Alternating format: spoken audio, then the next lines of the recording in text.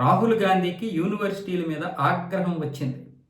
ఇప్పుడు సుప్రీంకోర్టు ఇచ్చినటువంటి ఒక ఆదేశాల మేరకు యూనివర్సిటీలన్నీ ఒక సర్క్యులర్ని విడుదల చేశాయి. విద్యార్థులు ఎవరూ కూడా ఈ నీట్ లీక్ పరీక్ష మీద జరుగుతున్నటువంటి ఆందోళనలో పాల్గొనవద్దు.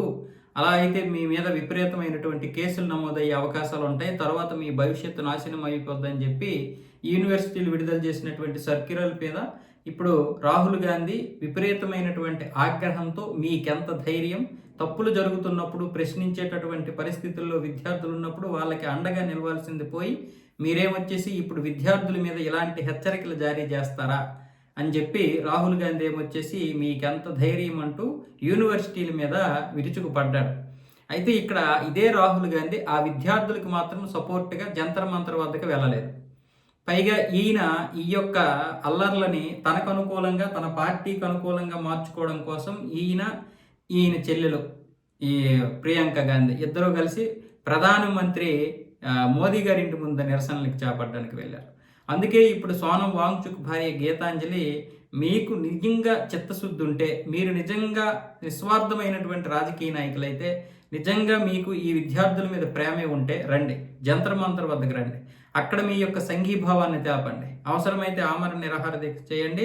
అది చేతక కాకపోతే విద్యార్థులకి సపోర్ట్గా నిలబడి సాయంత్రం కల్లా వెళ్ళిపోండి అని చెప్పి ఆవిడ మాట్లాడారు. ఇదంతా కూడా వాళ్ళ రాజకీయ స్వార్థం కోసం, స్వార్థ రాజకీయ ప్రయోజనాల కోసమే ఈ విధంగా నరేంద్ర మోదీ ఇంటి ముందు వీళ్ళు నిరసనలు చేస్తున్నారని చెప్పి అటు ఆమ్ ఆద్మీ పార్టీకి చెందినటువంటి వారు, అలాగే ఇప్పుడు ఈ యొక్క సామాజిక కార్యకర్త అయినటువంటి సోనం వాంగ్చుక్, ఆయన భార్య గీతాంజలి కూడా రాహుల్ గాంధీని గట్టిగానే విమర్శించారు.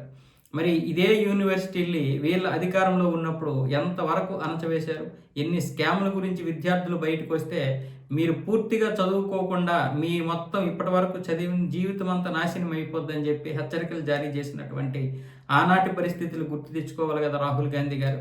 మరి అప్పుడు మీరు ఆదేశాలు జారీ చేసినప్పుడు లేనటువంటి తప్పు ఇప్పుడు ప్రభుత్వం జారీ చేస్తే, అది ప్రభుత్వం కూడా కాదు, సుప్రీంకోర్టు జారీ చేసినటువంటి ఆదేశాల మీద ఇప్పుడు యూనివర్సిటీలు సర్క్యులర్ జారీ చేస్తే మాత్రం మీకు తప్పు వచ్చింది.